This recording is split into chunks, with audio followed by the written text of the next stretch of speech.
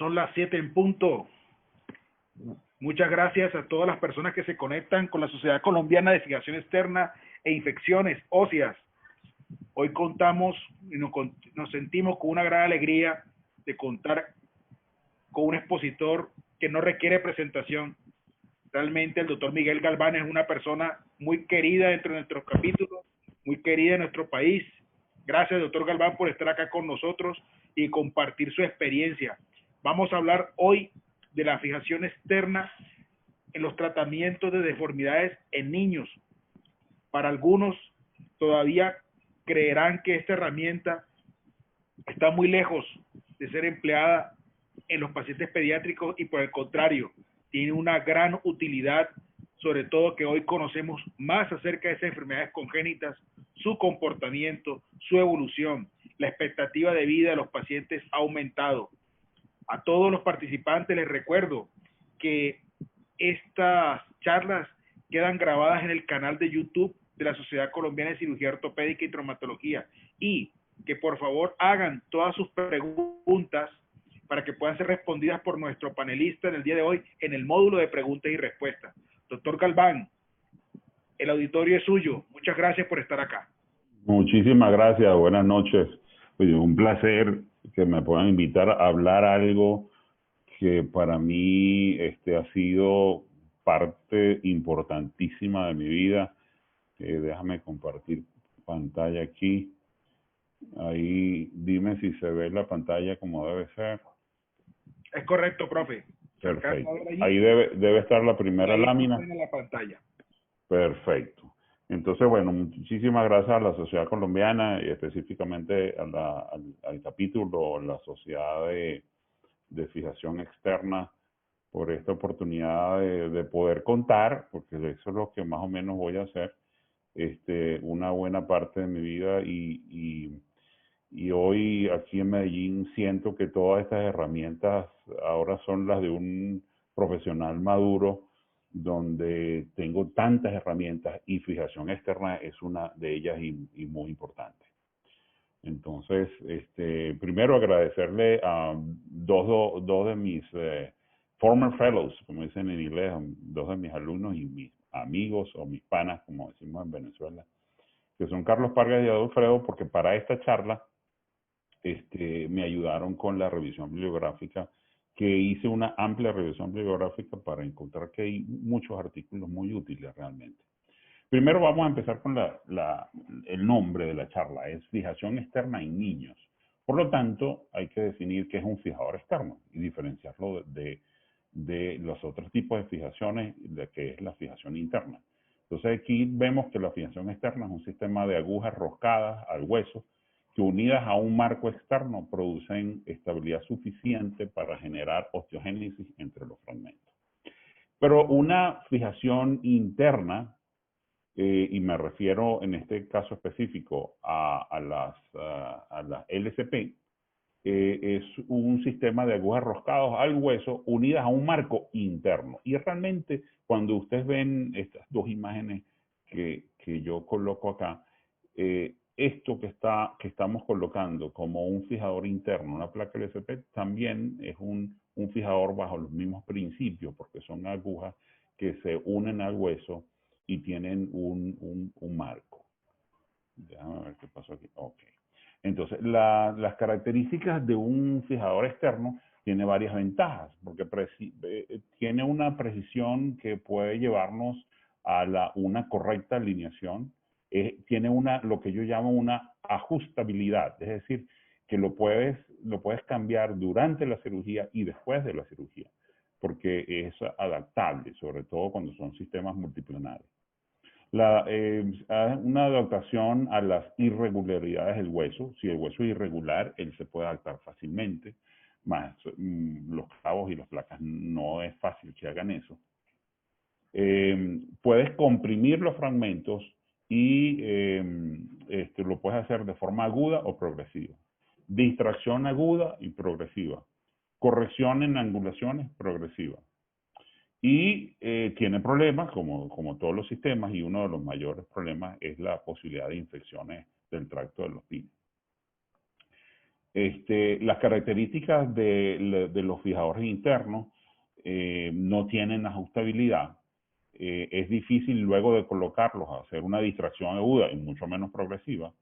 Y con los sistemas que tenemos hoy no puedes hacer correcciones progresivas de angulaciones, pero tiene una ventaja, no tiene comunicación con el exterior. Ahora vamos a hablar, una vez definido qué es un fijador externo, entonces vamos a hablar qué diferencia tiene un niño del adulto. Y una de las principales diferencias es que nosotros tenemos una densidad ósea cuando nacemos que va aumentando. Y fíjense que un recién nacido tiene una densidad ósea mucho más baja que la de un anciano, que nosotros vemos que se fracturan y tienen problemas, pero es bastante baja, pero va subiendo y tiene un pico entre los 12 y los 18 años donde alcanza una meseta. Es decir, estamos tratando, cuando hablamos de niños por debajo de 20 años de edad, con una densidad ósea que es variable. Y lo que quiero decir con esto, que no es lo mismo tratar a colocar un pin de un fijador externo en un niño de 3 años que en un niño de 15 años, porque son densidades óseas diferentes. Y si este niño tiene una enfermedad como en este caso esa línea verde que acaba de dibujarse ahí, que representa a un problema renal, la densidad ósea es diferente. O esta roja que está acá, que representa un paciente con osteogénesis imperfecta tipo 3. Entonces, estamos tratando con densidades diferentes que en el adulto normalmente trabajamos con un solo tipo de densidad, excepto al final de la vida donde la densidad es muy mala o pierde la densidad, se pone baja. Además, la forma de un niño, y está la gráfica de Salenius y Banca, los que están familiarizados con eso, es que la forma de los miembros inferiores cambia durante los primeros 10 años de vida y alcanza una meseta en lo que es el genualgo fisiológico alrededor de los 6 a los 7 años. Y todos esos cambios tenemos que conocernos, porque el niño entonces tiene esa variable también. La osificación no se da de un día para otro y es un proceso que se da durante el desarrollo. Y el comportamiento, no es lo mismo el comportamiento psicológico y social de un bebé de 3 años como ese que se ve ahí, como un niño de 10 años, y de eso vamos a hablar. Por cierto, debo nombrar ahí también a uno de mis amigos que tomó esa foto cuando fue un fellow mío, el doctor Juan Carlos Ocampo, que ojalá me esté oyendo, porque esa foto es genial, siempre me ha gustado muchísimo. Y tengo muchas fotos que él tomó cuando él estaba, porque tiene un ojo de fotógrafo.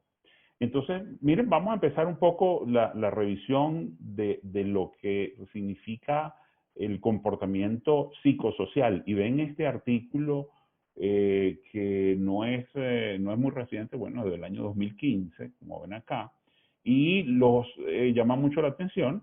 Está hecho por la gente del Scotty Wright de Texas, donde está Alexander Shekachin, que los que vivimos en Medellín y trabajamos en fijación externa y sobre todo en reconstrucción, lo conocen porque él es amigo de la casa y viene mucho para acá. Mijail Sankuchov y John Birch, que es un ortopedista infantil muy importante. Este artículo tiene esta frase: el alargamiento y reconstrucción requiere un compromiso del paciente y la familia. Y yo esa frase la puse ahí porque le falta demasiado, y le falta un compromiso del médico y de la institución donde ese médico trabaja, que es muy, muy importante. Y de eso ustedes van a ver por qué es tan importante durante el resto de la charla. Pero este artículo es bien amplio y me lo leí con calma porque tiene muchas ideas buenas, pero para resumir para la charla, tiene algo interesante. Él dice que los pacientes de mayor edad, dentro de lo que es la niñez, tienen menos complicaciones. Los pacientes que son hijos o que están manejados por una pareja, es decir, papá y mamá, que lo dicen en inglés, en el parental marital status, tienen menos complicaciones también, y eso llama mucho la atención. Y si tienes cirugías previas, donde son cirugías complicadas y fracasadas, tienen más posibilidades de complicaciones. La conclusión, y la copio ahí de este artículo, es que es muy importante para el tratar a pacientes con fijación externa un asesoramiento psicológico, cosa que la mayoría de los trabajos dicen eso. Y aquí ven esta foto bastante reciente de dos pacientes míos que ya terminaron, y los dos pacientes se conseguían en la consulta. Y fíjense la actitud. Esta foto es genial porque está la actitud del muchacho que está al lado mío. Este tuvo menos complicaciones. El otro, aburrido, con el teléfono, que le tapó la cara porque había problemas en la pareja de sus papás. De hecho, el papá murió durante el desarrollo de la fijación externa y todo eso. Y eso afectó mucho el comportamiento de él, y no era tan animado como el otro. Realmente hizo que el tratamiento fuese muy sencillo. Este artículo, y a mí me gusta mucho curiosear quién lo escribió. Este artículo está uno de los autores, es Carlos Orellana. Carlos Orellana de México está en el Hospital Shriners de Ciudad de México, que es un hospital envidiable, bellísimo, y tengo muchos amigos que han salido de ahí. Este artículo revisa también la parte psicológica de los pacientes con fijación externa. Este artículo es del 2017 y está publicado en la Acta Ortopédica Mexicana. Entonces, aquí identifican que los niños entre 10 y 12 años son más complicados que los niños entre 13 y 16 años. De hecho, recomienda que entre los 10 y los 12 años no se haga un procedimiento. Yo no iría ya tan lejos. Depende del niño, no va a ser como el otro que es simpático, que no fue muy bien. Pero lo cierto es que en esta edad de la preadolescencia reconocen ellos más complicaciones. Este otro artículo de los Países Bajos, de Holanda, es interesante porque ellos revisaron los pacientes que fueron sometidos a fijación externa con el sistema de Ilízaros, y ellos se dieron cuenta que una revisión amplia con un seguimiento después de la cirugía de 7 años promedio, y ellos consiguieron que el funcionamiento psicosocial era normal y la autoestima de estos pacientes era normal. Lo que sí consiguieron que los pacientes que tenían una discrepancia en longitud mayor de 2 centímetros, tenían una baja calidad de vida. Eso fue lo que consiguieron, pero vale la pena este trabajo, que está muy bien hecho. Las indicaciones actuales de la fijación externa en niños, aquí se las resumo. Entonces, tenemos trauma, fracturas abiertas, politrauma, corrección de deformidades de forma aguda, ya no lo hago tanto. Tengo otras herramientas como las placas bloqueadas, los clavos intramedulares para niños, depende de la enfermedad y todo eso. Hay una variedad de cosas.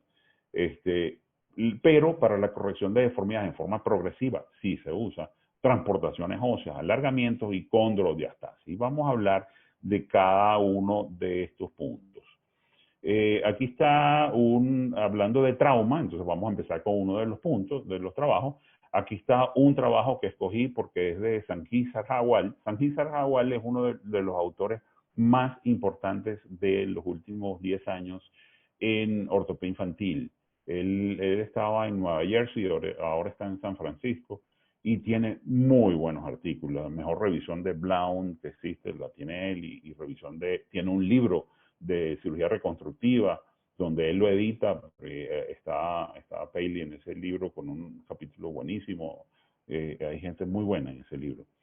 Bueno, lo cierto es que él hace una revisión de las fracturas de fémur específicamente, diaficiarias de fémur, y sigue existiendo el problema. Claro, este artículo no está nuevo, es 2014, pero sigue existiendo el problema de las refracturas luego del uso de fijación externa.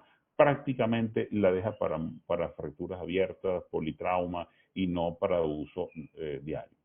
Y en cuanto a fijación externa en trauma, está esta técnica, y aquí está un artículo de la China donde publican esta técnica que se la conozco yo por dos personajes que son amigos míos, o un grupo, que son el doctor Tess Longo, que él promueve mucho la técnica de un fijador externo lateral, que en el artículo le llaman radial, es decir, que es lateral, del lado radial del brazo, donde se ayuda con la colocación de un pin y un mini fijador externo con muy buenos resultados. Y me tomé el atrevimiento, que le pedí ¿cómo se llama? El permiso a mi amigo Matías Sepúlveda de este trabajo que presentaron la doctora Macarena, Pablo Suárez y Matías, Stephanie y Nicolás Inostroza. Presentaron este trabajo aquí en Les Laoti, y es la técnica o la experiencia de ellos en la colocación de un fijador externo o un mini fijador externo con la colocación de un pin, tal con el artículo, con muy buenos resultados. Eh, Aquí está también el uso de fijación externa en miembros superiores en fracturas para casos crónicos con Montegia. Entonces, esta foto de abajo, en la foto de abajo se ve que se puede colocar un fijador externo, se angula el cúbito para que se pueda alojar el radio que está luxado y subsanar lo más importante de esta fractura, que es la subluxación, perdón, la luxación de la cúpula radial. Y aquí está en esta parte de arriba el uso en forma aguda. En fracturas abiertas, vamos a seguir hablando de la indicación de fractura. Por supuesto que sigue estando indicado. Aquí está un trabajo que me pareció muy bien sustentado por el uso en fracturas abiertas y politrauma.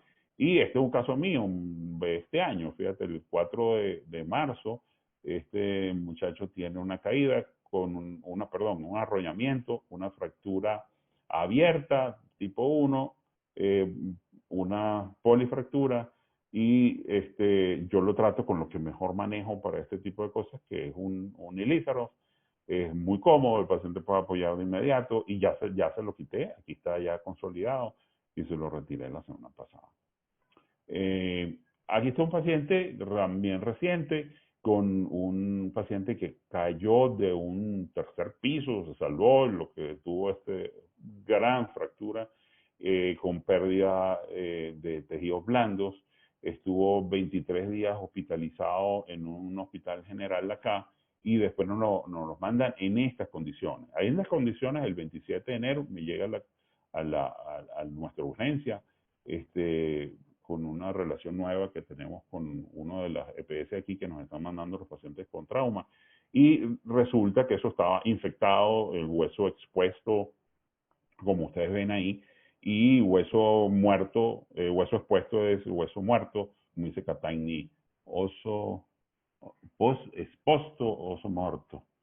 ¿Y qué hicimos? Hicimos una limpieza, una resección de todo el tejido muerto. Luego se hizo una resección, se puso un back para el tejido, pero aquí está la resección. Se hizo una resección de 9 centímetros, por lo tanto se hizo una transportación con un sistema de ilízaros de 9 centímetros. Aquí está la transportación ya hecha, vean la nube ósea que estoy señalando aquí con el mouse. Aquí ya el segmento transportado llegó al docking site, pero hay dos cosas aquí que fueron problemas. Uno, el muchacho mide 1,95. La tibia es más grande que mi fémur. La tibia mide 43 centímetros.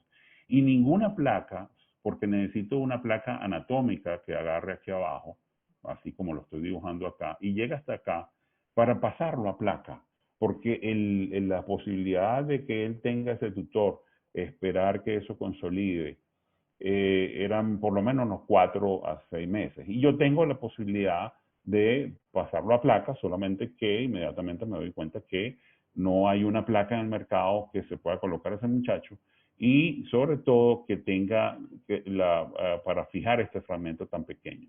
Entonces se hizo a través de TechFit, de la compañía San Pedro, se diseñó una placa con el ingeniero que somos amigos ya, Juan Pablo, hicimos el diseño, todo con una tomografía de cómo había quedado el hueso, y aquí está la placa, con los orificios en los sitios donde yo quería que estuviesen, y no tengo la radiografía postoperatoria porque la semana, qué sé yo, fue el viernes de la semana pasada, hace una semana, no ha llegado todavía a consulta, pero ahí se fue el muchacho, fue prácticamente fue una cirugía ambulatoria, aunque no fue fácil, pero para él fue muy fácil. Entonces aquí está fijando los 3 tornillos arriba, aquí hay ¿cuántos? 5 tornillos, 2 en el segmento intermedio, y me gustó mucho tener esta posibilidad. Vamos ahora a otra indicación muy importante, que son los alargamientos. Entonces vamos a empezar con miembro superior, y aquí está una utilización en la deformidad de Madelung, un artículo que conseguí de una presentación de un caso en una niña de 13 años con un Madelung bilateral y el uso de un hexápodo. Muy buena utilización del hexápodo. Les voy a presentar 2 casos del año pasado.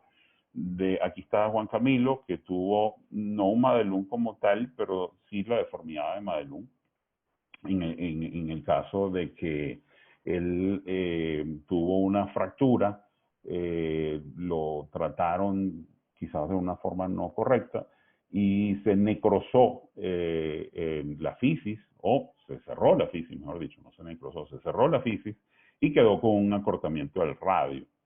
Así, con esta radiografía se hizo un alargamiento de radio, le coloqué un tornillito de estos tipos Herbert para cerrar la fisis del cúbito, y luego lo pasé a placa, y aquí en el video pueden ver el resultado funcional. El resultado funcional, que es lo más importante, pues, para lo que superan los miembros superiores sobre todo.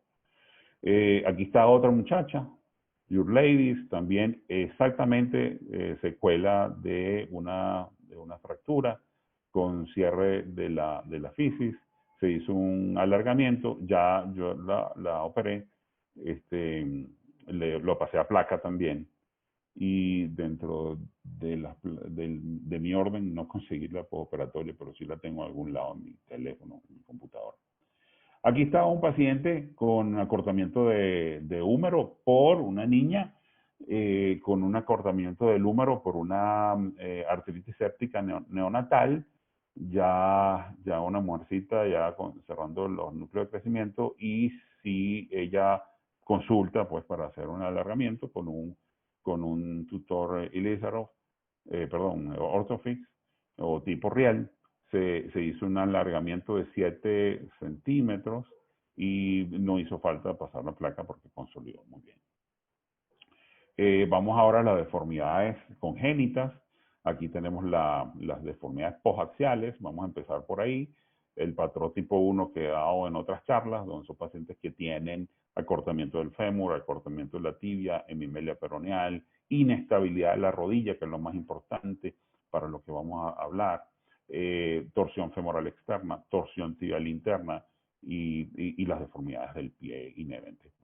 Aquí, para lo que estoy hablando, fijación externa, es muy importante que estos pacientes tienen una displasia de rodilla en diferentes grados, tienen una hipoplasia o inclusive agenesia del cruzado anterior, tienen una displasia de tobillo, y todo eso tiene que ser tomado en cuenta. Aquí tenemos un paciente de 13 años de edad que tenía una rodilla bastante estable, no tenía clínicamente, pero yo sé que eso existe. Entonces, cuando le hicimos el alargamiento, no necesitó que hiciéramos reparación del ligamento cruzado porque realmente estaba clínicamente bien, pero le hicimos un alargamiento, y fíjense que el tutor se extiende a tibia, y en tibia alargamos. ¿Y cómo fue posible que pudimos alargar finalmente unos 7 centímetros de fémur, que un poquito más de lo que yo suelo alargar, pero ya el muchacho vino a mi consulta ya tarde, ya estaba terminando de crecer. Yo hubiese preferido hacer 2 alargamientos pequeños y no uno tan grande, de 7 centímetros, que para mí es grande, es una de las cosas que uno tiene que aprender, no exagerar. Ya les voy a echar un cuento de un trabajo que apoya eso. Y es un tutor articulado, como ustedes ven ahí, el muchacho puede caminar, apoyar el talón, y aquí está el fisioterapeuta en casa que tuvo la suerte de poder contar con ellos. Y aquí ven haciendo los ejercicios, él puede extender y tiene fuerza de cuádriceps y todo. El tutor está articulado, ¿ok? En rodilla. ¿Y cómo se hace esa articulación? Bueno, eso ha sido una de mis pasiones, se podría decir, de hacer que esto funcione bien.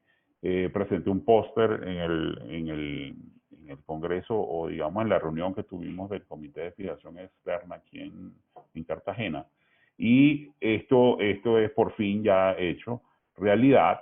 Esto es un dispositivo con el cual podemos poner la bisagra y poner los pines cerca. Fíjense lo que me pasó aquí. Estos pines están muy altos, por lo tanto la osteotomía es muy alta y la traslación es muy grande porque tenemos que corregir el valgo. En cambio, con este dispositivo, yo puedo colocar los pines bastante cerca de la rodilla. La osteotomía para el alargamiento prácticamente encima de este pin, y otro dispositivo que une este clamp a el aro, en este caso para proteger esta rodilla de una paciente, como ustedes ven ahí, con una hemimelia peroneal, una hipoplasia posaxial y todo ese cuento. En este artículo de 2019 de Inglaterra, de la United Kingdom, ellos tienen estas conclusiones. Ellos revisan la fijación externa pediátrica en la corrección de deformidades y las conclusiones son una belleza. Recomiendan hacer una extensión del tutor de fémur a rodilla. Recomiendan también, en el caso para evitar contracturas, hacer extensión, no en todos los casos, aquí en todos los casos, en casi todos los casos de deformidades congénitas. Y en los pacientes, en algunos pacientes, hacer una extensión de la tibia al pie en caso de que vayas a hacer alargamiento. Y lo más importante es que ellos recomiendan no hacer correcciones, alargamientos mayor del 20% de la longitud, y prefieren que se hagan pequeños alargamientos, y cuando llamo pequeños son mayores de 3, no mayores de 6 centímetros, entre 3 y 6 sería lo que yo recomiendo, o no mayores del 20% de la longitud. Entonces es preferible hacer 2 o 3 alargamientos que uno inmenso. A menos que pase como este muchacho, que ya me llega ya al final, que también se puede hacer, pero bueno, corrimos con la suerte de tener una gran familia con el cual se pudo hacer el alargamiento. Aquí se pasó a placa y este es la finalización de un muchacho que se le alargaron 11 centímetros con una rodilla estable. Aquí tenemos otro caso importante, también viejito, de una paciente con una deficiencia femoral focal proximal tipo cuello. Fíjate que el cuello no se ve, está ahí, no se ha osificado. Entonces es la que se llama tipo cuello. Lo primero que hicimos fue hacer una super hip, se colocó BMP, y una vez que teníamos un cuello y ya teníamos una cadera estable, una rodilla estable, con un MRS, aquí sí utilizamos el MRS de Smith & Nephew, que se pueden colocar los pines bajos, se hizo un alargamiento femoral extendido, como ustedes ven acá, a rodilla, y aquí está el alargamiento que se logró en esta niña en 2014. Ahora vamos a hablar de los problemas de hemimelia tibial, lo que se llama la hipoplasia preaxial, y aquí tenemos a esta niña con una tibia corta. Vamos a ver aquí en la radiografía. Ven una tibia corta, rotada internamente, una rodilla inestable también, un peroné muy largo, aquí está prácticamente articulado con el fémur, un fémur corto, una discrepancia de 6.5. Entonces con un Ilízaro se le hizo fisiodesis para corregir el valgo. Aquí estamos alargando, y fíjense que aquí voy a poner una flechita. Esta flechita indica que este pin está agarrando el peroné. Por lo tanto, durante el alargamiento estamos descendiendo el peroné. En esta osteotomía de aquí abajo hicimos la derrotación. ¿Okay? Todo esto se podría hacer con el sapo sin hacer 2 osteotomías, también es cierto. En este caso, fue en el 2003, como ustedes ven ahí, le hicimos una osteotomía derrotadora abajo, ¿ok? Y aquí estamos defendiendo el peroné. Una vez que el peroné estuvo en su sitio, fuimos al quirófano, colocamos un alambre de Kirchner agarrando el peroné y la tibia y seguimos alargando, ¿okay? Para obtener la longitud final. Aquí está en el 2008, la niña con una tibia del mismo tamaño que la otra, el fémur un poquito más corto, y como los venezolanos estamos más regados que el COVID por todo el mundo, esa paciente terminó viviendo en El Paso, Texas, porque su mamá es ingeniero petrolero y terminó trabajando allá por todo lo que ustedes saben que nos ha pasado a nosotros. Entonces, cuando me preguntó que dónde iba, le dije, vaya a donde Paley. Y el doctor Paley le hizo el retiro de la hinge plate, que yo lo había colocado acá, y le colocó un Precise. Este debe ser uno de los primeros Precise en niños que colocó Paley en ese momento. Y funcionó muy bien. De hecho, se alargó lo que se quería. Aquí está un caso de Neiva, relativamente de hace unos 3 años, 2 años creo. Miren, este caso es interesante porque ella tiene una hemimelia tibial con una ausencia de toda la tibia distal. Aquí pueden ver pues la forma. Esta paciente lo vieron varias personas, inclusive a Neiva fue un grupo de médicos que van a hacer beneficencia de Estados Unidos y le dijeron que lo mejor era una amputación, con lo cual yo no estoy de acuerdo porque tiene cuádriceps y eso es sagrado y podemos hacer una reconstrucción bien hecha. Una amputación que sería una cirugía para que quede bien muy difícil, porque además la tibia es muy pequeñita. Total, que hicimos este proyecto. La idea fue hacer de forma aguda ya van a ver cómo ha evolucionado este proceso. Pero en esta niña le hicimos una pequeña tibia utilizando el peroné. Aquí está, este es lo que quería hacer en ese diagrama que está ahí. Así lo hice, con un abordaje lateral, llevamos el peroné a la pequeñita tibia, se colocó un Steinman intramedular, como se ve ahí, hicimos una artrodesis del peroné al talo, al astrágalo, se colocó un fijador externo, ¿okay? No alargué en este momento, y esto tiene muchas cosas que hablar, cetaplastias, que ya las tengo como que pensadas, no voy a decir que dominadas porque sí, pero pensadas sí. Entonces aquí está el abordaje. Este abordaje es un abordaje grande, es casi que una super rodilla que se hace ahí para poder llevar el peroné hasta acá. Aquí está la plástica que se hace.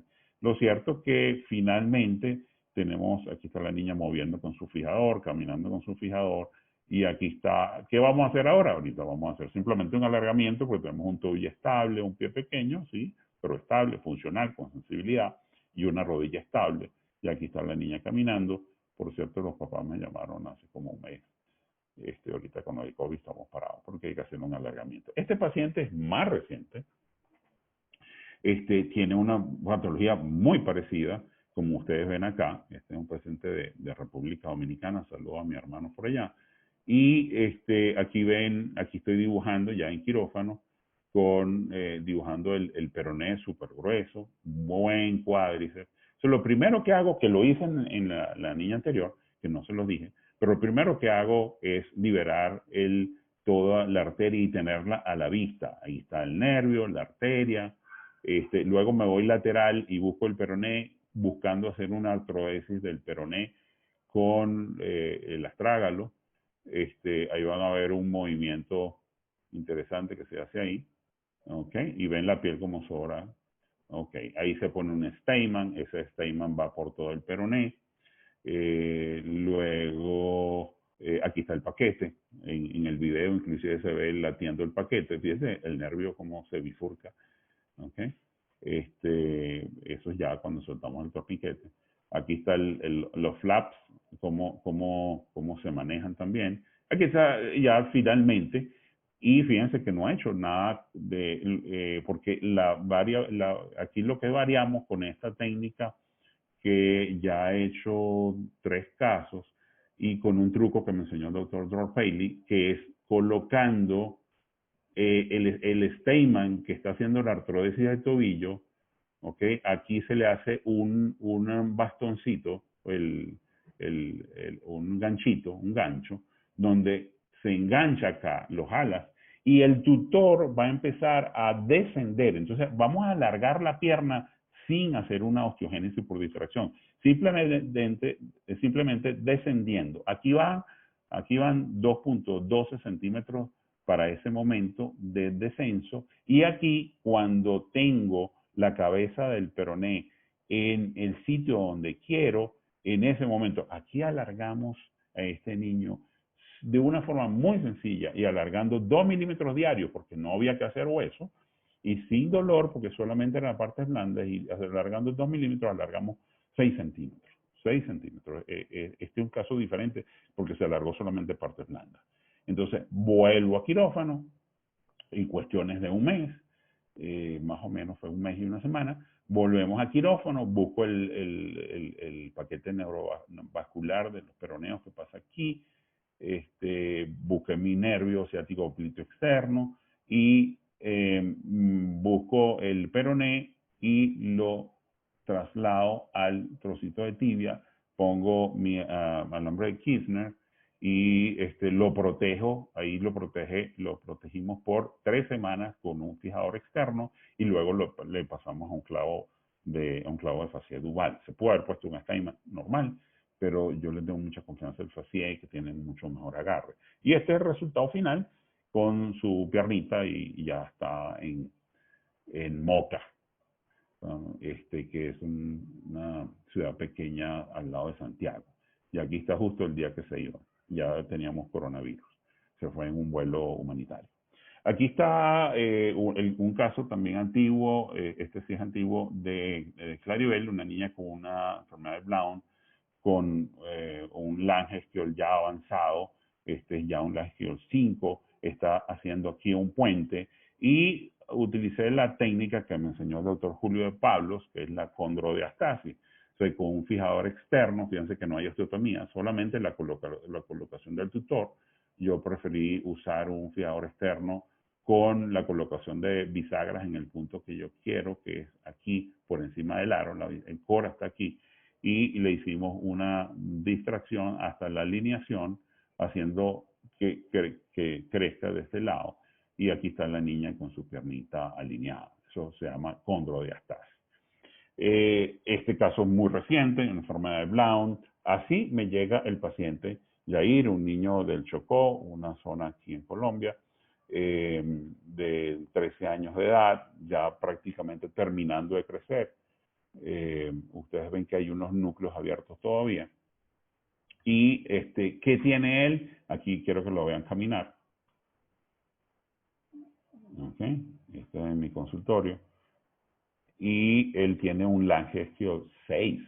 Ya esto es final. Esto es un caso muy particular. Yo nunca había tenido un niño con una historia natural sin ninguna intervención de nadie, no tiene ninguna cirugía. Entonces, él hicimos yo me voy a detener aquí porque es interesante lo que hicimos. Este es la planificación en Bone Ninja. Lo primero, aquí estoy señalando que le hicimos liberación del ciático popliteo externo, o nervio peroneo, por una incisión, luego lo cerramos y seguimos. Luego, como tiene bostezo, en este punto yo veo en el intensificador de imagen, y lo que yo quería ver, que esta articulación sea congruente y no tenga el bostezo, que tiene un bostezo importante.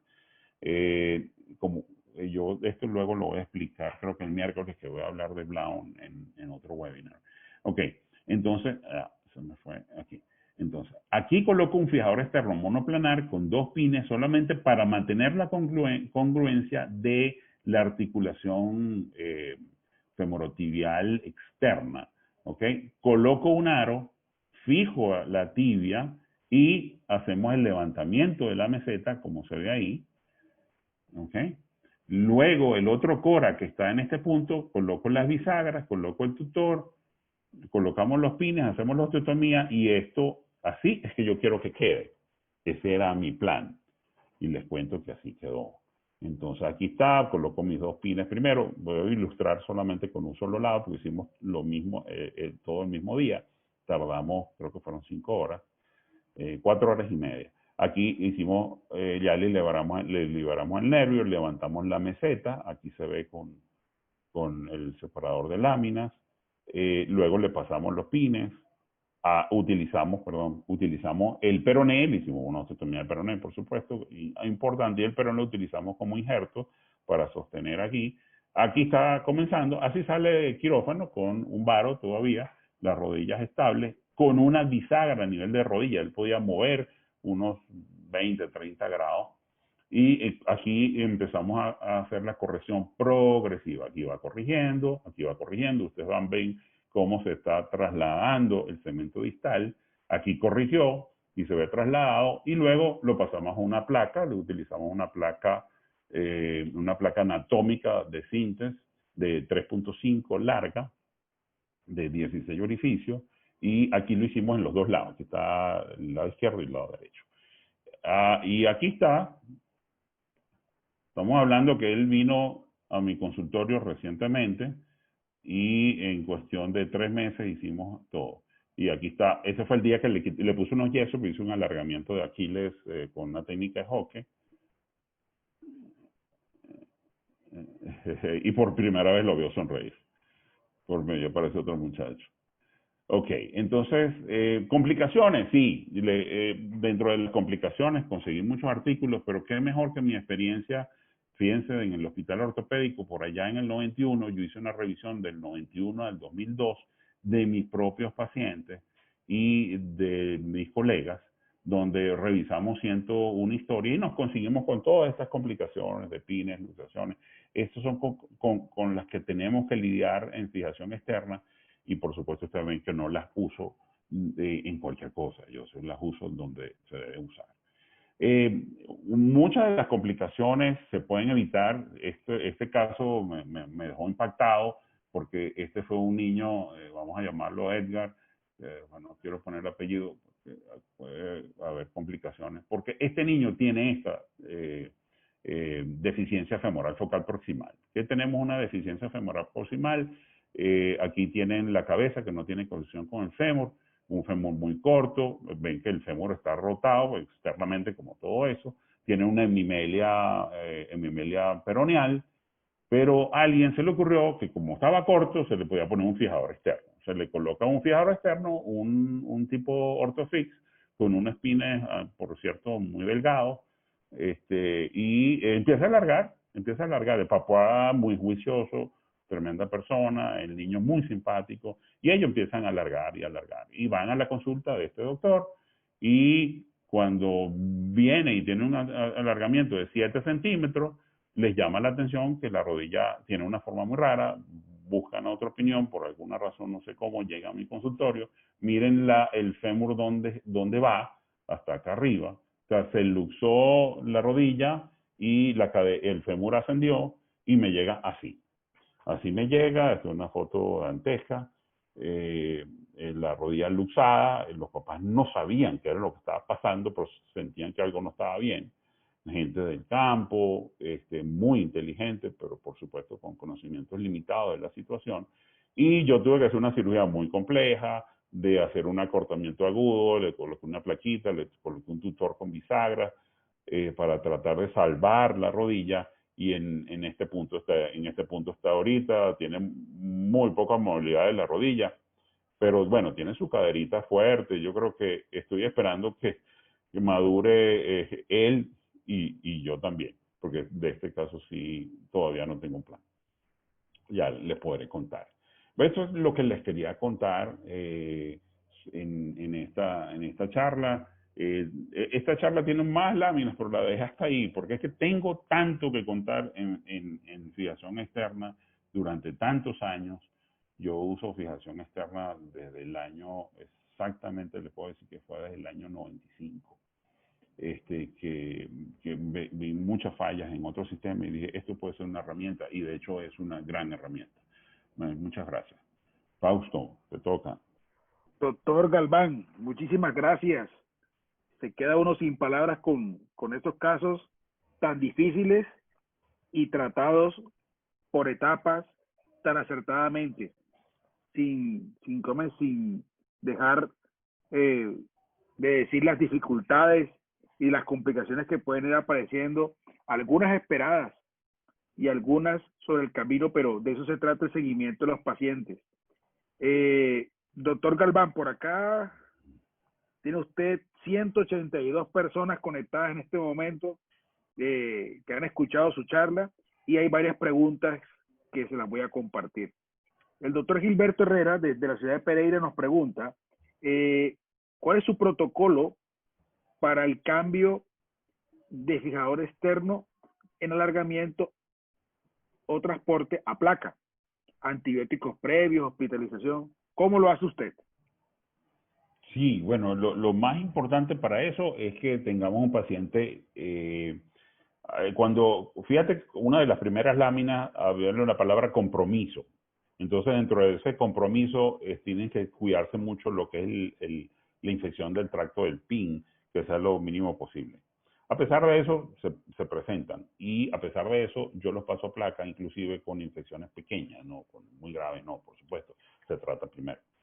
El protocolo para llevarlo a cirugía, sí le doy 2 semanas de antibióticos orales, normalmente una cefalosporina de primera generación. Si no me responde, lo paso a ciprofloxacina. Cuando veo que ha mejorado, y eso lo tomo en cuenta una vez termino, por ejemplo, el alargamiento o la corrección. No me gusta dejar un tutor 4 meses cuando lo puedo quitar 4 meses antes con este sistema. Una vez que tengo esas condiciones, pero ustedes saben que no siempre se puede, pues porque no todos son pacientes particulares y otros viven en el campo y todo eso. Pero en general, lo que hago en quirófano es hacer una limpieza. A ver, hay 2 tipos de paso a placa. Una en la cual tú tienes que hacer una corrección aguda pequeña, que se te fue un poquito en valgo, lo puedes corregir, pero si haces la cosa bien, normalmente tienes todo simplemente ahí para pasar la placa. Entonces tendría que decirle, también se divide en 2 tipos, paso a placa de fémur y paso a placa de tibia. No he tenido oportunidad de hacerlo en húmero. Húmero hago muy poco alargamiento y normalmente consolida muy rápido. Entonces, lo que sí he hecho son en fémur y en tibia. Cuando lo hago con monoplanares, hay un poquito más espacio, y cuando lo hago con ilízaro es un poquito más restringido los espacios. No quito el tutor, sino que hago limpieza del tutor. El tutor se lava como si fuera parte de la asepsia, antisepsia de toda la pierna. Se cubre, yo lo cubro con la venda de tela. La venda de tela se sumerge en clorexidina y se cubre toda la pierna. Con Fixomul cubro bien a los alrededores. Y una vez que tengo el espacio, normalmente los pines van mediales en la tibia y la placa va lateral en la tibia. En el fémur, los pines van laterales. Tengo mucho cuidado de que siempre sean laterales y la placa va anterolateral. Para hacer honor a quien lo merece, yo aprendí a hacer el paso a placa de León Mora hace muchos años, cuando venía yo al curso, que siempre venía todas las veces, que lo hacían cada 2 años, a Medellín, de León. Él fue, y yo empecé a hacerlo siguiendo su protocolo, que él lo tiene muy bien definido. Pero básicamente es eso. Luego que fijo los pines, retiro el tutor y una vez cerrada la pierna. Muy bien, doctor Galván. El doctor Matías Sepúlveda pregunta, ¿cómo se llama el dispositivo para la bisagra de rodilla? Está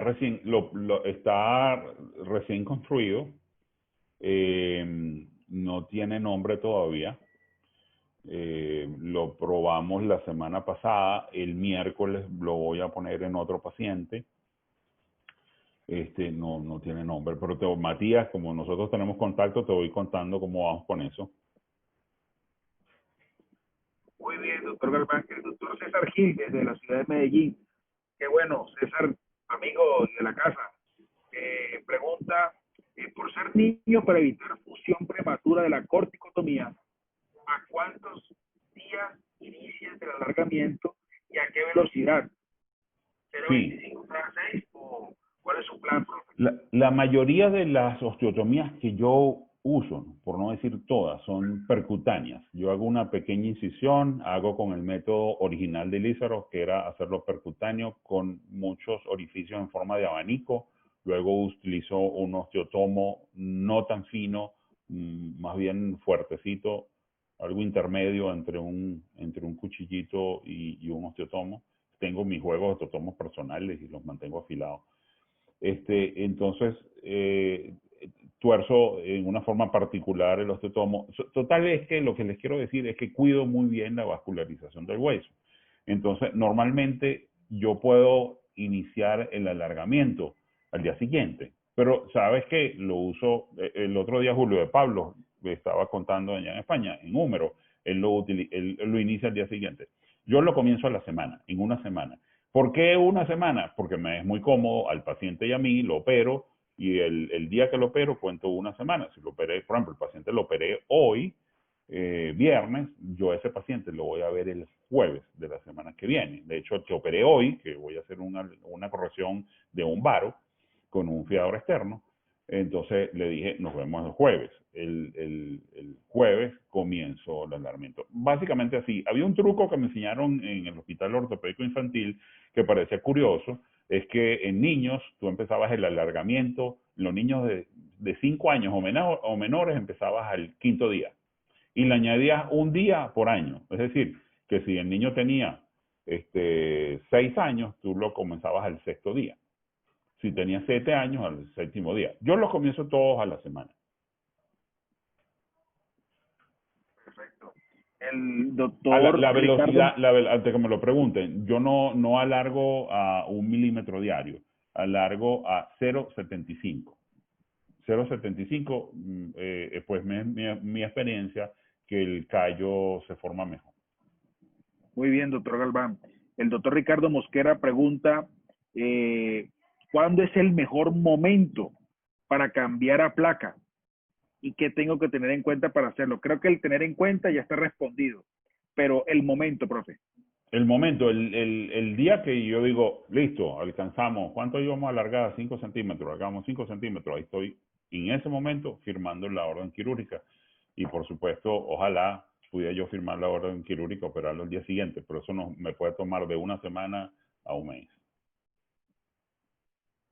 Eh, Pregunta el doctor Jorge Valero, ¿en qué tiempo se pasa? Bueno, ya lo respondió usted. ¿En qué tiempo se pasa fijador a placa? Ahí está la respuesta. Lo más rápido posible. Lo más rápido posible, claro. Un espectador anónimo pregunta, ¿qué edad recomiendas la colocación del tutor externo en pseudoartrosis congénita de tibia y deformidades angulares de la misma? Bueno, fíjense que yo di una charla de pseudoartrosis congénita de tibia hace poco. Está, que la quiera ver está en la página de Slavoti. Hay una versión, es más, como la di para el extranjero, hay una versión en inglés y una en español. Y no puse ningún caso de pseudoartrosis, cuando tengo muchos. Porque es uno de los casos en los cuales no me gusta usar el fijador externo. Pero no me gusta no significa que no lo use.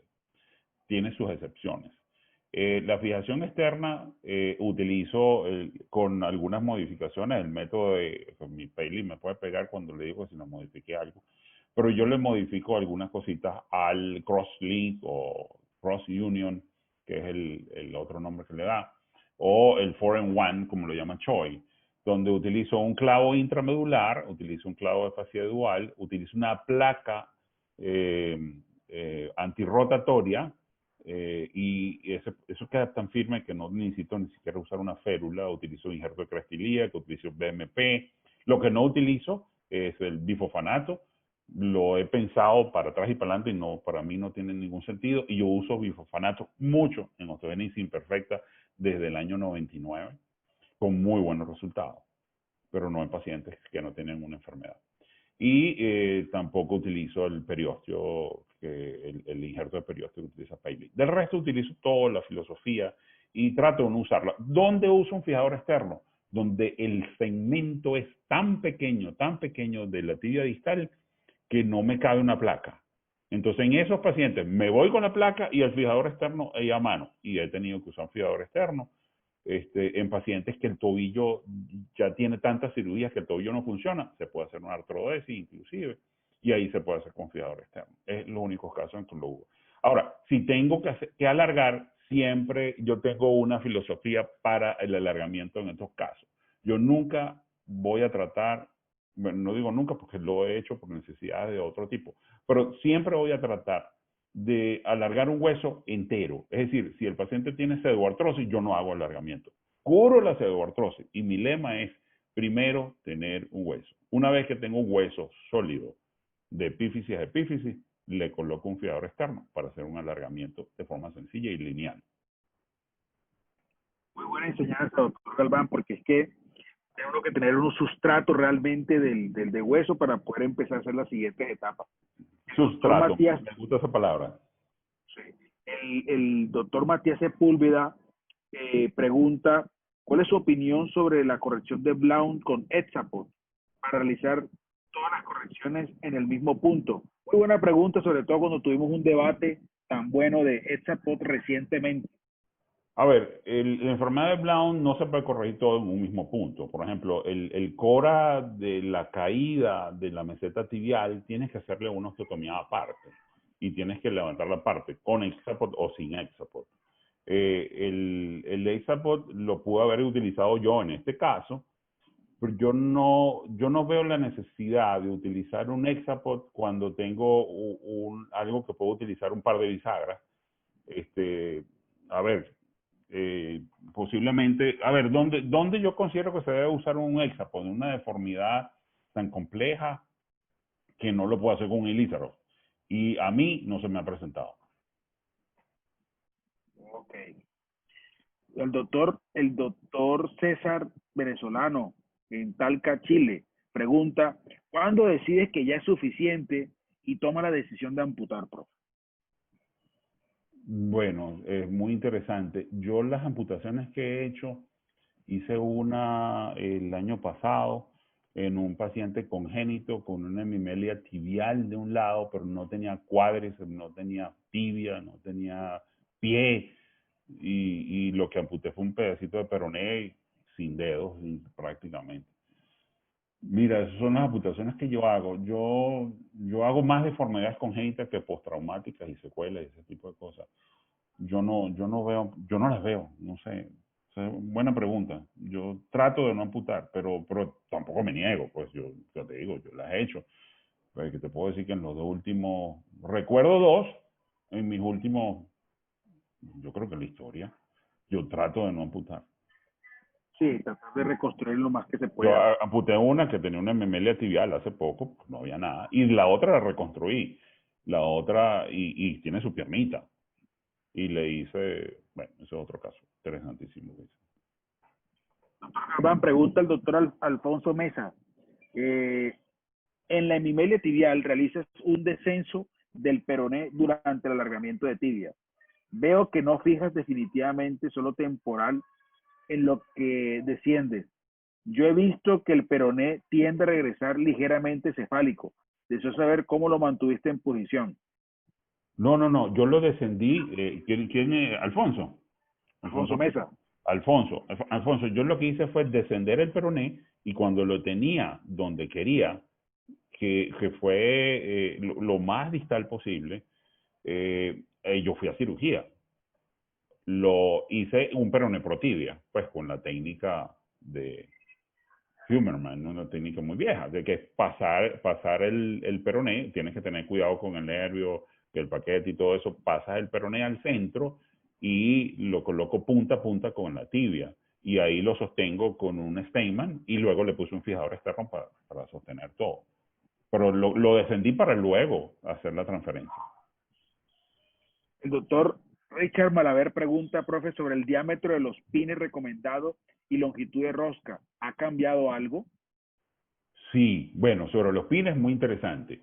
La otra vez en uno de los chats estaba León y León dijo que él pensaba que para hacer reconstrucción debería ser una cosa así como que ley utilizar pines de hidroxapatita. Vamos a poner una, y yo creo que debe ser así. La verdad que cuando yo llegué aquí, yo no los había usado. Yo tenía años usando fijadores, pero ahorita que me monté en ese Mercedes-Benz, volver al Volkswagen de antes es muy difícil.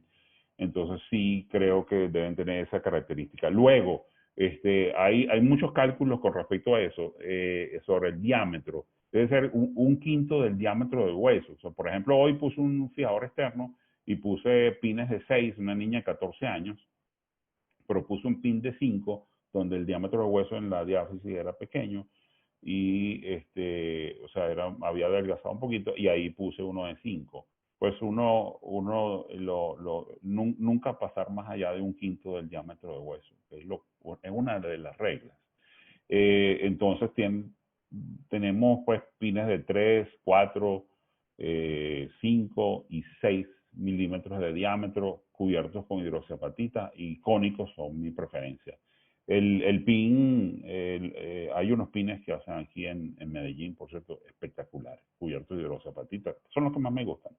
Están los de Ortofix, que son buenos, los de Biomet, que ya no vienen más, que eran cónicos, son cónicos también, que es súper bueno.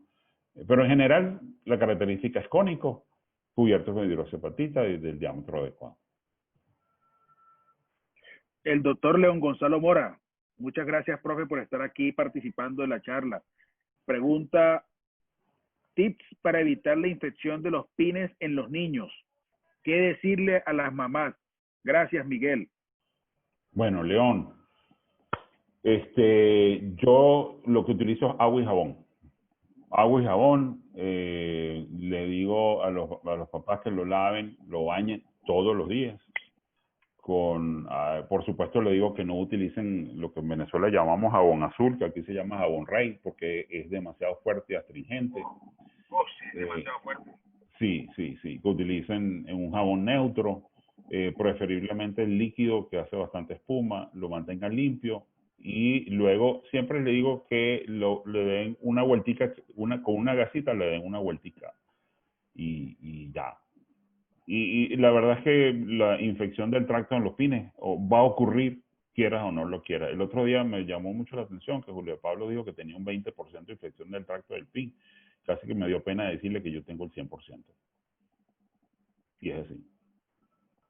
Eso es más que comprobado. Si todos tenemos un porcentaje supremamente alto, casi que en la totalidad, donde algún momento en la evolución del paciente, Aunque tengo pacientes que no se infectan todo y llega un momento, ¡pum! Uno solo infecta. El doctor, aquí en el restaurante, el doctor Juan Carlos Ocampo, pregunta.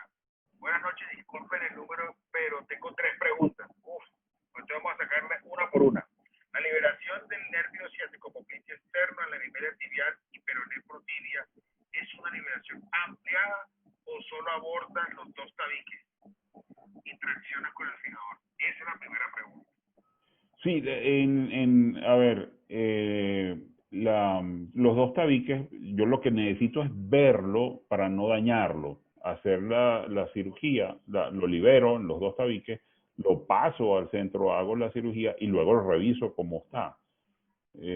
Hoy hice una artrogriposis y sí tuve que hacerlo amplio porque es diferente, ¿no? Pasando una artrogriposis y tiene un fémur en 90 grados y lo iba a extender, hacer una osteotomía. Ahí sí lo busqué el ciático, busqué todo. Pero normalmente lo que me dice Juan Carlos, lo que necesito es verlo, liberar los 2 túneles y luego revisarlo cuando termine de hacer la transferencia. La segunda pregunta que es el doctor Juan Carlos Ocampo es que cuál es la razón de hacer una liberación del ciático poplitea externo en blanco, o sea, en varo, si en el proceso se relajan los tejidos externos. Sí, Richard Davidson hace muchos años tenía un lema que me gustó. Decía que tú debes hacer, cuando vas a hacer una corrección aguda de un valgo, debes liberar el ciático popliteo externo. Corrección aguda de valgo. Y en varo mayor de 30 grados, debes liberar el ciático popliteo externo. No, a ver, yo no creo que nadie tenga eso como por seguro ni una evidencia de que eso sea así, pero yo no les puedo recomendar que lo hagan si no manejan la técnica.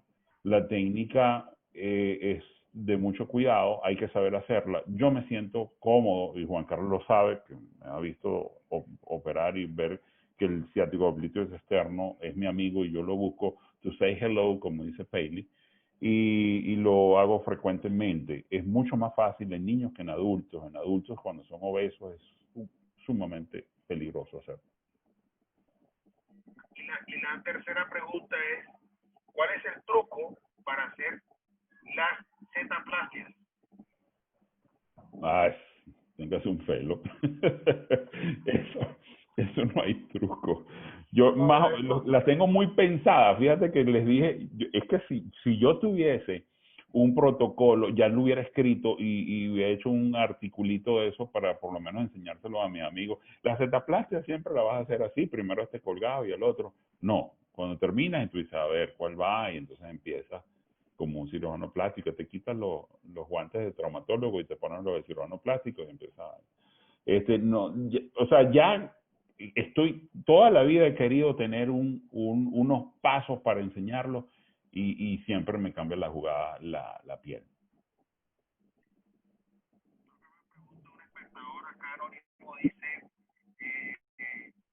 como yo, en su experiencia, ¿tiene alguna indicación la osteotomía de soporte pélvico en deformidades del fémur proximal y desde qué edad?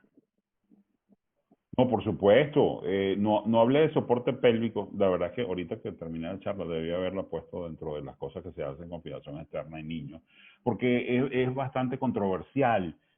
Algunos expertos, y siempre nombro a Paley, que es mi mentor y en todo esto, Paley dice que no se debe hacer en niños, yo la hago en niños. Cuando tengo un paciente con una cadera perdida, inestable, de 7 años, y tengo casos para mostrar, y hay que alargar, yo, para no tener que fijar el tutor a pelvis, lo cual para mí ha sido una cosa muy difícil y muy dolorosa ver los niños lloran de dolor con esos pines en pelvis mientras, y haces un brazo de palanca, una palanca muy rígida y entonces, yo prefiero hacer un soporte pélvico. ¿Que se va a devolver? Pues sí, se devuelve como a los 2 años, pero pude hacer un alargamiento. Pude hacer un alargamiento, se devuelve y la cadera queda paradójicamente funcional. Queda funcional y tú hiciste el alargamiento. ¿Que hay que hacer otro alargamiento? Le vuelvo a hacer soporte pélvico, que como ustedes han visto en los últimos webinars, es una cirugía de incisiones pequeñas. Muy bien. Preguntan por acá, dice lo siguiente el doctor Alfredo Santana. Excelente presentación. Los pines con hidroxiapatita han cambiado el índice de infección de los tutores según su criterio. ¿Algún truco para la colocación de pines y cuidado de los mismos, de no cortar los pines en la parte hidroxiapatita? Yo creo que aquí la respuesta está con la famosa técnica pin fit. Sí, los Mora tienen su técnica de pinfit. Mira, Adolfo, Muy buena, muy buena. es mi hermano Adolfredo Santana, o mi hijo, como le quieran decir. Adolfredo, sí, ha cambiado, por supuesto. Y a ver, yo podría agarrar a mi paciente antes y después y la infección de los pines. Ayer fue que el miércoles ayer con León, estábamos León y yo operando y retiramos un tutor externo que tenía, por cuestiones sociales y todo eso, tenía como 8 meses colocado y tenía un pincito, muy juicioso el muchacho de 30 y pico de años, con un pin infectado. Y ese pin estaba infectado y el pin estaba agarrado a hueso, duro, que nos costó soltarlo. Es impresionante. Algunos se sueltan, sí, algunos se sueltan. Pero hay gran diferencia. Hay un truquito que lo aprendí de Paley también, que ya no lo hace, porque él tiene su pin y ya no usa pines cónicos. Pero cuando estás usando un pin cónico, ¿ok?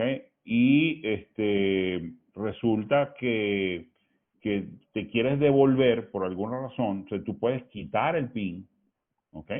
Ya no lo podrías volver a poner. Pero entonces tú lo sacas, le cortas la punta y ahora el pin te queda más ancho. O sea, no te queda más ancho, sino que el recorrido va a ser diferente. Entonces ahora lo puedes poner y lo introduces más adentro. Eso es un truco bueno.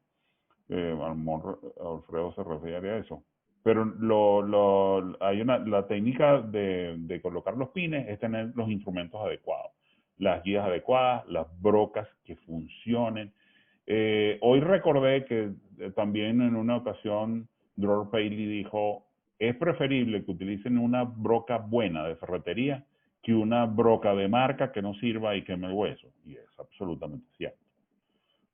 Yo aquí en Medellín, yo puedo reclamar que me den brocas que estén buenas y me las tienen que traer porque saben que yo no voy a utilizar. Y tengo mi broquita ahí guardada, mi cajita con brocas por ando, la casa comercial no me funciona, brocas buenas.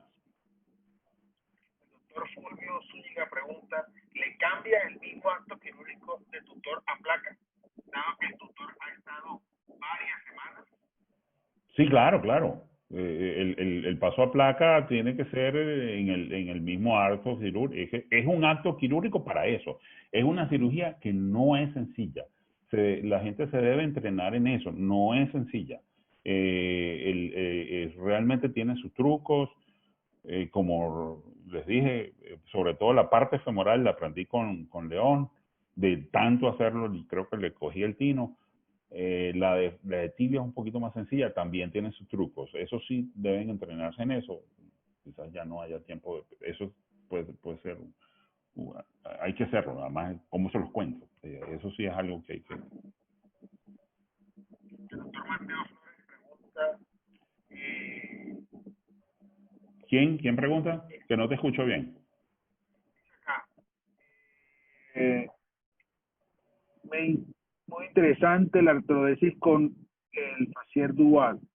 En el email tibial alargar más en edades tempranas, comparativamente con la artrodesis, ¿puede ser mejor o prefieres artrodesar? ¿Qué cosa? ¿Atravesar qué? El tobillo. El tobillo. Con el tobillo lo he pensado mucho. Yo traté de hacer una articulación entre el peroné y el talo y se devuelve. Y al final digo, por Dios, pero es que si la articulación, las pocas artrodesis que sirven, una de las mejores es la artrodesis de tobillo. Todavía hay discusión en los meetings si es mejor una artrodesis de tobillo en adultos que una prótesis de tobillo. Y todavía no se han puesto de acuerdo si las prótesis de tobillo funcionan y los pacientes con artrodesis caminan muy bien.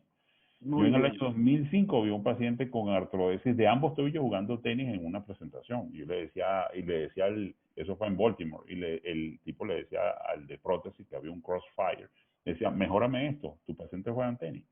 Entonces, cuando estás hablando de una deformidad congénita y tú tratas de preservar una fisis del peroné, lo mejor es hacer una artrodesis de un pie que además va a ser pequeño. Mientras el pie es más pequeño, pues mejor, porque ya es pequeño porque tiene una deformidad, una hipoplasia.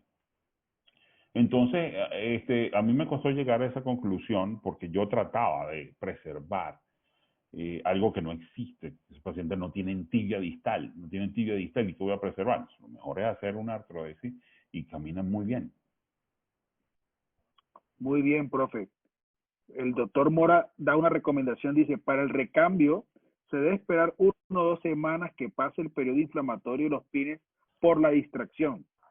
Es más seguro y el inicio de antibiótico oral por lo menos 5 días antes de la cirugía.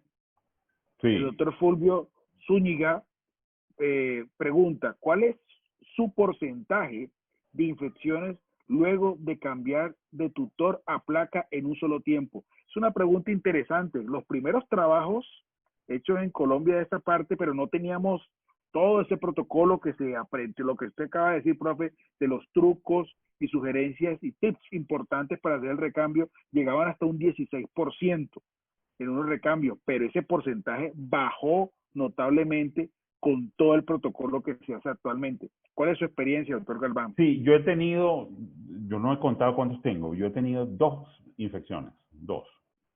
Para cuando el paciente se infectó, el hueso consolidó. Fui a quirófano, traté una infección del tracto de la placa que está subperióstico, o sea, está debajo del músculo y encima del periósteo. Saqué la placa, la ve y se acabó el problema. No. Infecciones, osteomielitis, ninguna. Lo que he tenido es infección del tracto de la placa. Y he tenido 2 casos, que los 2 casos como que venían avisados porque el primer paciente me acuerdo que se le aflojaron los pines, estaban infectados y se me iba a desarmar eso, o le ponía otro tutor o lo pasaba a placa. Lo pasé a placa con mucho miedo. Pasaron 4 meses, ¡pum! Y al paciente le apareció una fístula. La fístula, le hice un fistulograma, la fístula iba solamente a la placa, saqué la placa, se acabó el problema.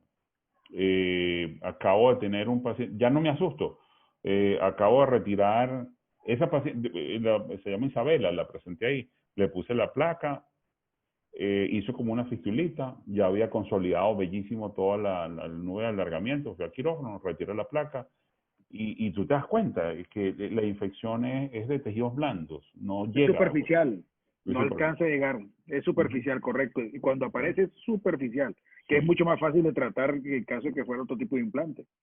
sí, El exacto. doctor Roberto Morales pregunta, paciente con transporte para cubrir el defecto óseo con una infección de por medio, ¿colocaría placa para la cura de la no unión al lograr el contacto de los extremos? Lo que pasa es que aquí se está incumpliendo un principio y es que no se ha erradicado la infección. Ya, Exacto, entonces, exactamente. Entonces, aquí no se puede saltar los principios. O sea, claro. A tiene ver, uno que erradicar la infección primero. cuando tú decides hacer una transportación ósea es porque ya radicaste la infección. Si yo Claro, me siento exactamente. infectado, yo no voy a hacer una transportación ósea. No, no, no. ¿Y cómo sabes tú que radicaste la infección? Quitas todo tejido muerto.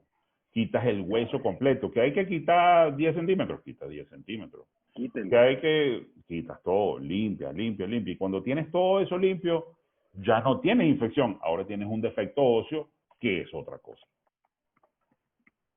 Exacto, profe. Incluso Jaime Valiente nos mostró unos casos de osteomielitis recientemente y nos enfatizaba mucho en eso, retirar todo tejido muerto e infectado.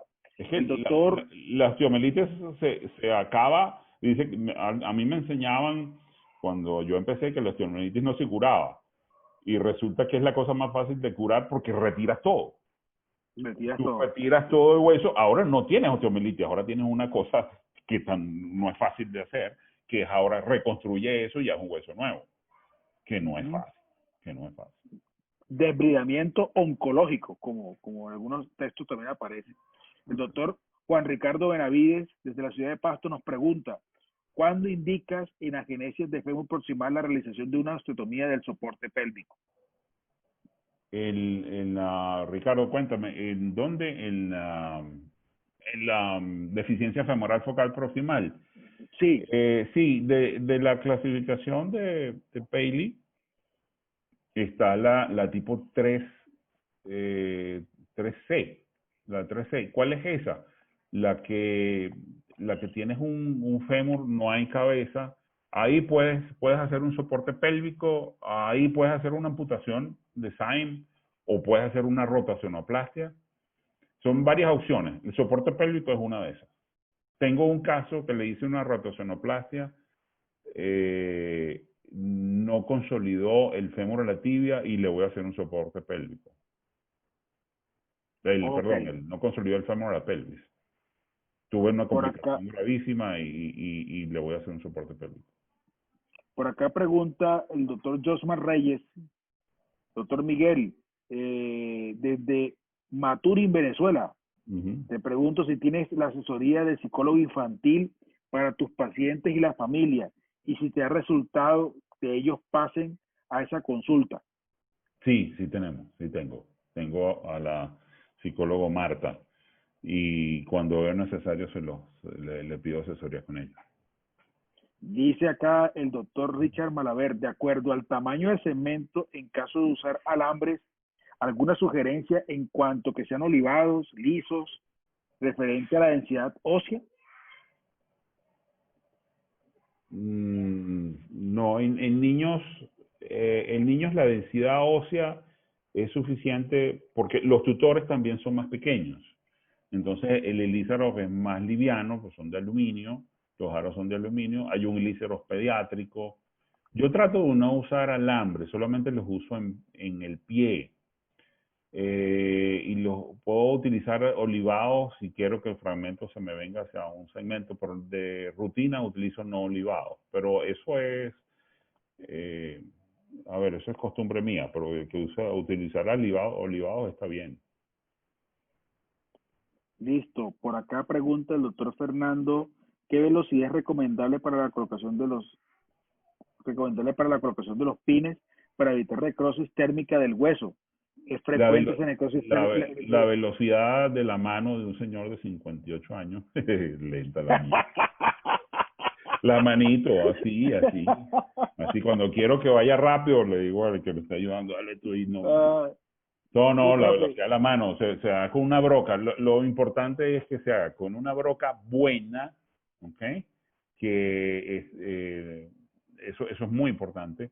Y luego con la mano colocas el pin. Sí, profe, incluso el mismo profesor Bon Giovanni nos recuerda siempre mucho en las prácticas, él lo dice en portugués, refrigerante, o sea, tener una técnica refrigerada de la colocación de la broca, que si es de buena calidad, no debe aumentar mucho la Sí, temperatura y hoy siempre, en la mañana que hice, y parte de la tarde que hice una cirugía grande de las dos osteotomías, cambié la broca como 10 veces, no sé, esta broca no sirve, y búscame otra, y búscame otra, y búscame otra, porque voy a quemar el hueso. Cuando ustedes estén brocando o fresando, como le quieran decir, y vean que empieza a echar humo y hueles, párate, estás quemando el hueso. Donde hay humo, algo se quema. Es muy algo sencillo. de que dice acá, has combinado telescopados y tutores externos y qué recomendaciones tienes a partir de tu experiencia, el doctor Renan Ar- Arauz. Arauz, Renan Arauz de Panamá. A ver, en pseudoartrosis congénita, sí, los he combinado para hacer alargamientos de tibia con un fascia dual en pseudoartrosis congénita de tibia. Pero, ojo,